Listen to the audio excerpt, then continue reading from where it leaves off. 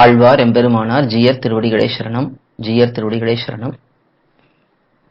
We are seeing the 9th chapter in Sri Bhagavad Gita. Yesterday we saw first 3 shlokams of this chapter. In this chapter, Bhagavan is explaining about Bhakti Yogam in detail to Arjuna.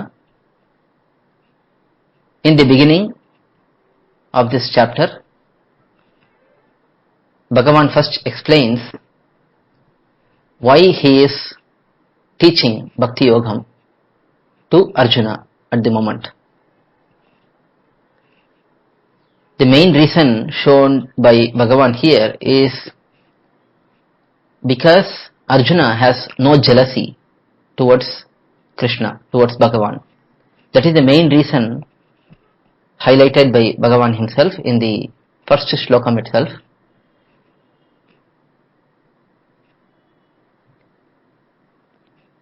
Because unless one is free from jealousy, one will not be able to pursue the process of Bhakti Yogam, the devotion, the path of devotion. He also explains how great this Bhakti Yogam is in the first 2 shlokams, that is Raja Vidya, Raja Guhyam. This is the king amongst knowledge. This is most secretive.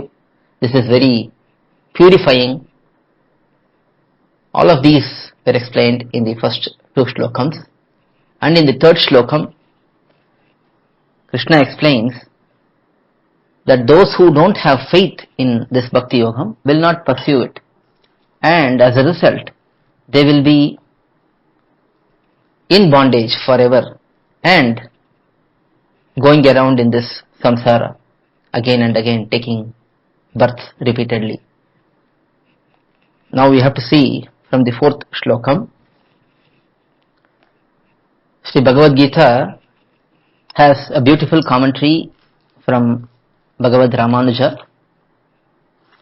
His commentary is known as Gita Bhashyam. Vedanta Deshika, Vedanta Acharya, has given a commentary, an elaborate one, and that is known as Tatparya Chandrikai. Puttur Sri Uve Krishna Swami Iyengar has given a Tamil commentary based on these 2 existing commentaries, a very elaborate one, that too. And he has given word by word meanings in his commentary, and we are saying the English translation of this word by word meanings given by Puttur Swami. Let us now see from the 4th shlokam, a very important section and very in depth Vedanta principles are explained in this section.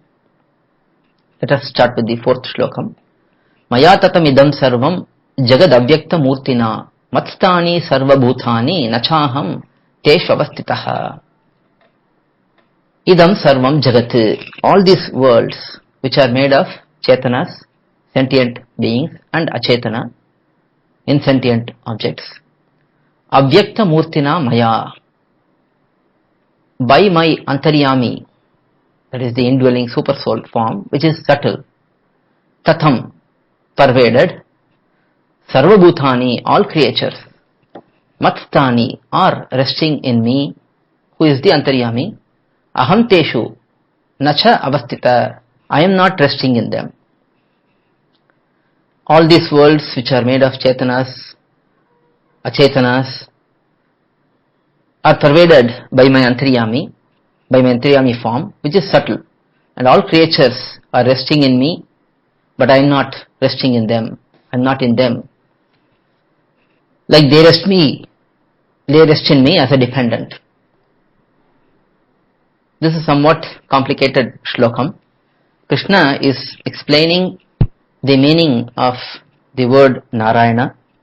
Narayana means one who is the abode for all imperishable entities. Nara, Ayana. There are two words in this, Narayana.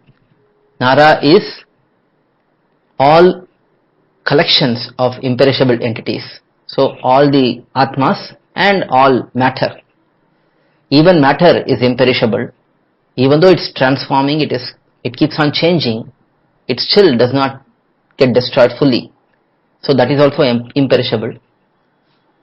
So all the Atmas and Achetana are indicated by the word Nara. Ayana means abode. So Bhagavan is the abode for all the entities.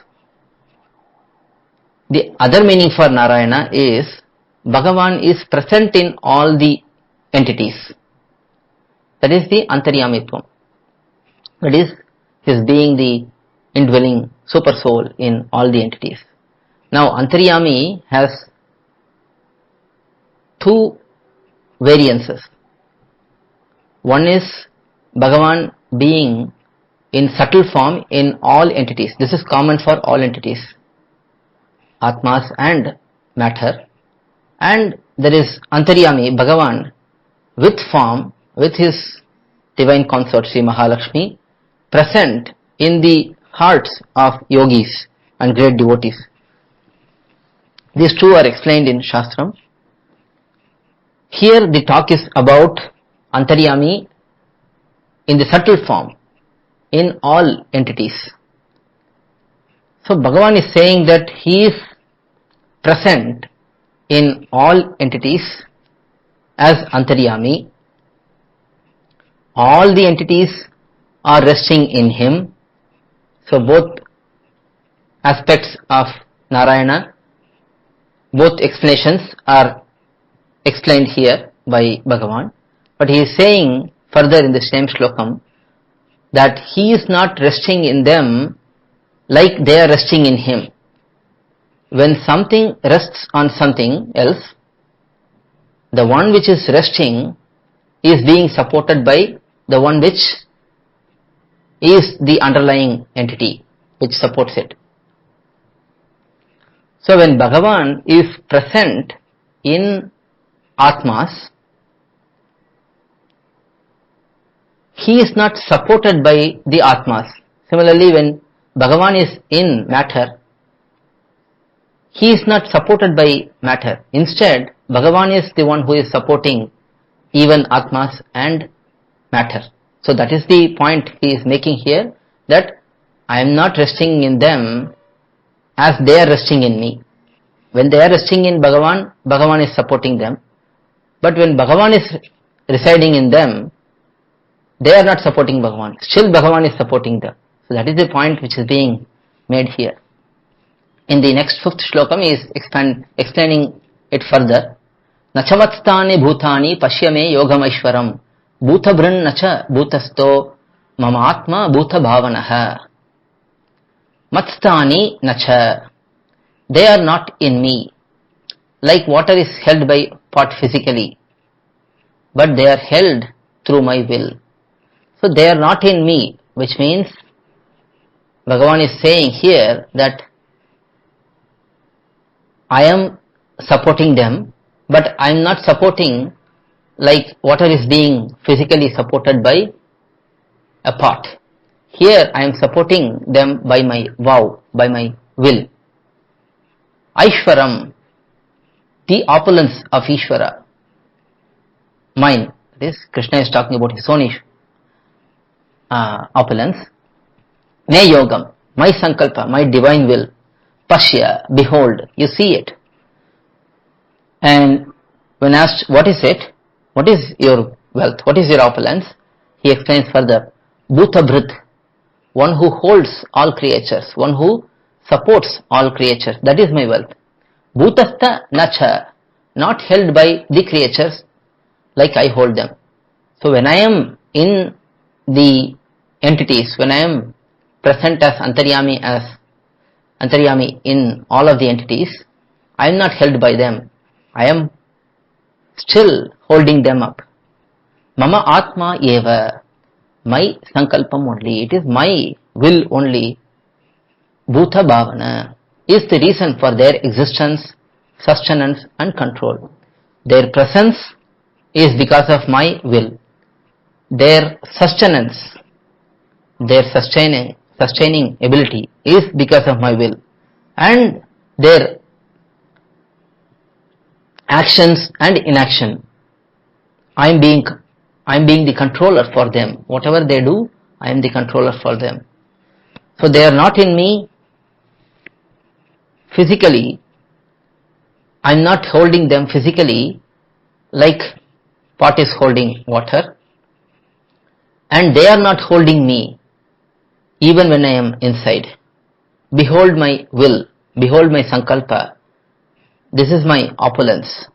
I am the one who holds all creatures and yet not held by the creatures like I hold them. My sankalpam, that is my will, divine will, is the only reason for their existence, sustenance and control. So here the point is, when he is saying that they are not in me, that means they are not in him like he is in them. So his existence inside them and their existence inside him are of different nature. Bhagavan is the resting place for everyone and he holds everyone.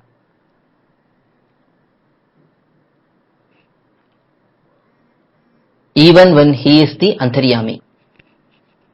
So that is the main point being explained in these two slokams. And in the sixth slokam, that is third in sequence here, he is explaining this with an example. Yata akashastito nityam vayuhu sarvatrago mahan tata sarvani bhutani matstani iti upadharaya. Sarvatragaha, pervading everywhere. Mahan, being mighty. Nitya akashastitaha, always suspended in ether, which does not support anything. Vayuhu, air. Yatha, having me alone as the resting place and the controller. Tatha, in the same manner. Sarvani bhutani, all entities. Matstani, iti, have me as the resting place and the controller. Upadaraya, you know this, you learn from me this principle. Says Krishna, know that like the mighty air which is pervading everywhere and is always suspended in ether, which does not support anything and is having me alone as the resting place and the controller, in the same manner all entities have me as the resting place and the controller. So it's a very nice example. He is explaining with ether, space. Air is always moving around in ether. Now, ether is not supporting air. As a matter of fact, nothing is supported by ether. It is Bhagavan who is supporting all of the items, all of the entities. Puttur Swami also gives the example of a bird flying in sky. The bird, when it is dead, cannot fly, cannot remain on sky. It will fall down immediately. So it is the Atma inside the bird and the Paramatma who is inside that Atma, who is supporting the bird which is flying. Once the Atma is gone, when the bird is dead, it's going to fall down. So from that we can understand that ether is not supporting the bird. Similarly, ether is not supporting the air. Similarly, Krishna is saying here, just as the ether is not supporting the air and it's me who is supporting the air, similarly all the entities are supported by me. A simple example, another example, we see, for example, a box on a table. We think that the table supports the box. But really it is Bhagavan who is supporting the box and he is supporting the table. So this is the principle which is being explained here, that everything is being supported by Bhagavan himself. So that is 6th shlokam. Next 7th shlokam. In this shlokam, Krishna is explaining that not only their existence or their support is him, but also the creation and annihilation is done by Bhagavan only. Sarvabhutani kaunteya prakritim yanti mamikam kalpakshaye punastani kalpadhau visrujamyaham. Kaunteya, O son of Kunti, kalpakshaye, at the end of the lifespan of Brahma, Sarvabhutani, all entities, Mamikam, my body, Prakritim, in Moola Prakriti, primordial matter, Yanti, enter, Thani, them, Aham, I, Kalpa Adhav, at the beginning of creation, Puna Visrujami, again create. So Krishna is saying, O son of Kunti, at the end of the lifespan of Brahma, all entities enter into Moola Prakriti, primordial matter, which is my body. At the beginning of creation, I create them again as they were before. So in this shlokam, Krishna is explaining the concept of Srishti and Layam, creation and annihilation, deluge. Here the word kalpa is used. Generally kalpa is used to indicate one day of Brahma, which has 1004 yuga cycles. But here it should be understood that the kalpa means the final day of Brahma. So at the end of Brahma's lifespan, kalpakshaye, at the end of Brahma's life, that final day, at that time all entities enter Bhagavan's body, which is Moola Prakriti. Moola Prakriti is primordial matter, which is in unmanifest state. And from Moola Prakriti, all the different achetana entities come out during creation. That is, from Moola Prakriti we see Mahan, Ahankaram, and then Panchabhutams, the 5 great elements. All of those are created by Bhagavan. And at the time of annihilation, they all roll back, go back to their previous states. So here there are both Srishti and Pralayam. Both of them have 2 stages in them.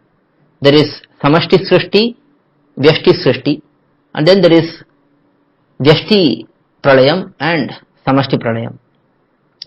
Samashti Srishti is the creation up to the stage of creating the universes actually. So Bhagavan takes Moola Prakriti, which is his own body, and he transforms that into various elements like Mahan, Ahankaram, then Manas, and then Panchabhutams, and he creates the universes. Once the universe is created, up to this stage, it is called Samashti Srishti. This is done by Bhagavan directly.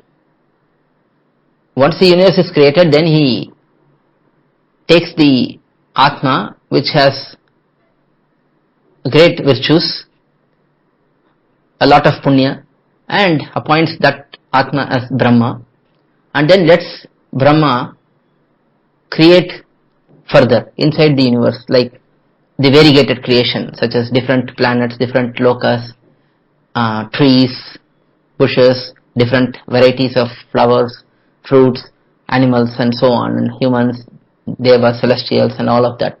That's all come under Vyashti Srishti, variegated creation. Similarly, there is Vyashti Pralayam first. Bhagavan uses Kala, Agni, and Rudra to do the initial annihilation. Once all the entities inside the universe are annihilated, Bhagavan consumes these annihilators also, and finally rolls back the universes into Panchabhutams, and then Panchabhutam to Ahankaram, Mahan, and then finally they all go back to Moola Prakriti. This is the process of Srishti and Pralayam, which is explained in Shastra. And Bhagavan is saying that not only the sustenance is done by Bhagavan, but also Srishti and pralayam, creation and annihilation, are done by him only. That is explained in this 7th shlokam. With this we will stop today and we will continue on in the next session. Alvar Emperumanar Jiyar Thirudigalai Sharanam, Jiyar Thirudigalai Sharanam. To learn such valuable information about our Sri Vaishnava Sampradaya, please download Koyil, Koyil app from Google Play Store or Apple App Store. Our website is koyil.org, koyil.org.